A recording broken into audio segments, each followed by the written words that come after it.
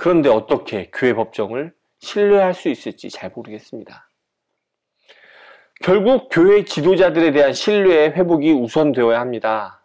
생각하는 신앙 우러나는 복음 믿음 향기. 안녕하세요. 믿음 향기 채널에 오신 것을 환영합니다. 저는 이신영입니다.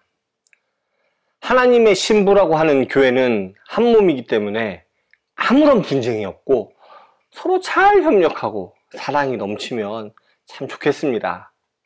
하지만 실제로는 그렇지 않죠.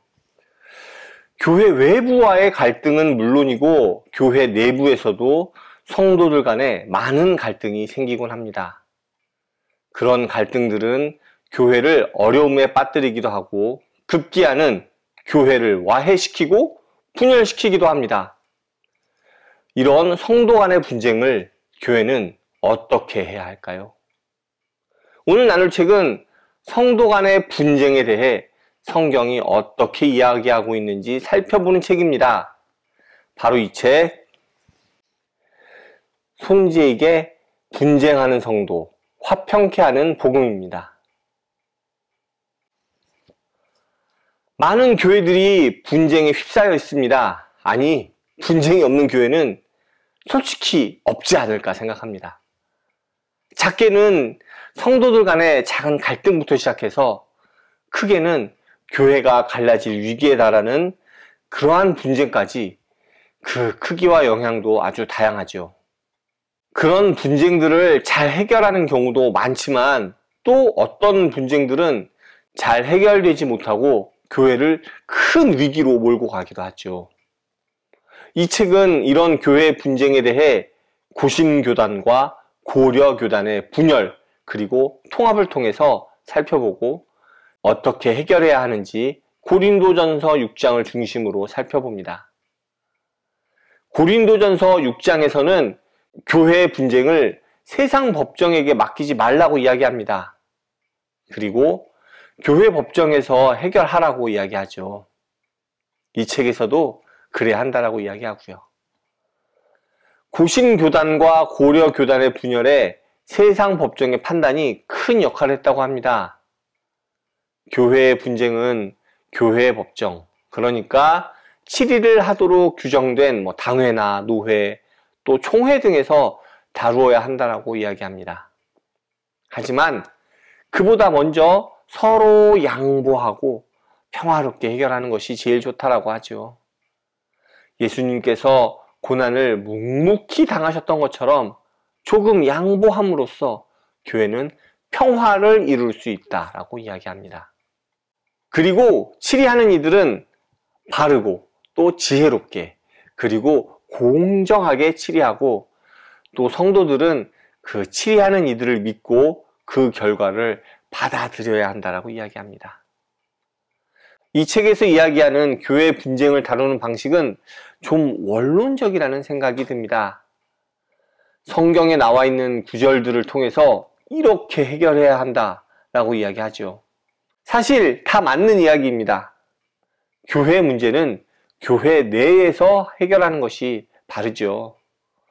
그리고 서로 양보하면서 평화롭게 분쟁이 해결되는 것이 좋다는 이야기.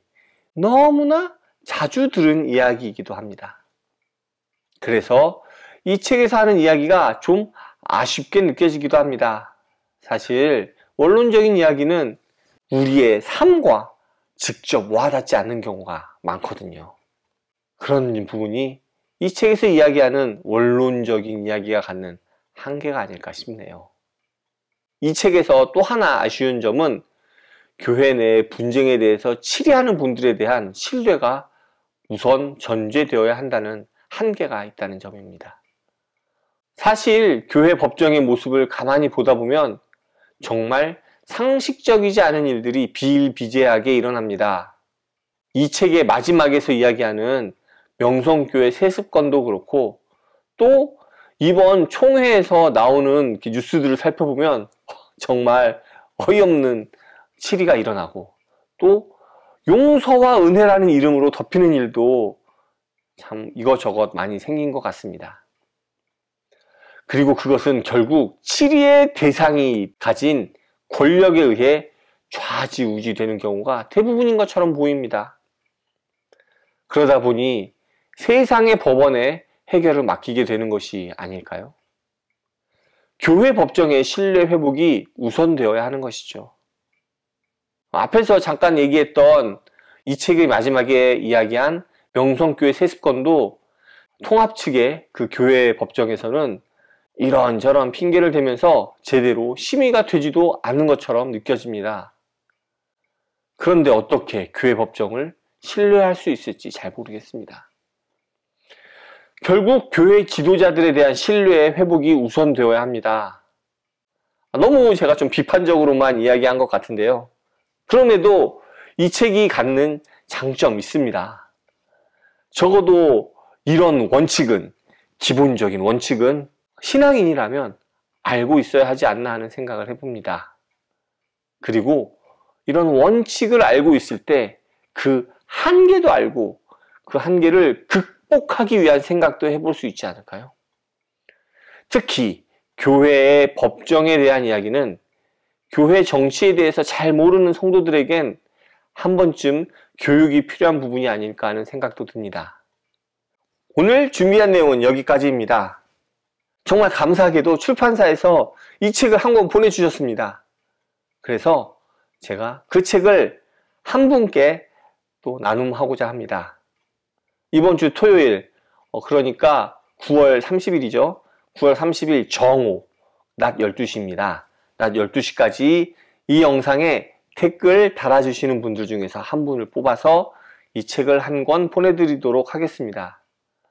그런데 지금까지 보니까 뽑히셨는데도 배송지를 보내주시지 않는 분들이 좀 많더라고요. 그래서 못 보내드린 경우가 꽤 있습니다. 댓글 남기신 분들 꼭 다시 한번 확인해 주시면 좋겠네요. 분쟁에 빠진 교회들 분쟁이 잘 해결되고 주님의 평화가 함께 하시기를 간절히 기도합니다. 감사합니다. 다음에 또 오세요.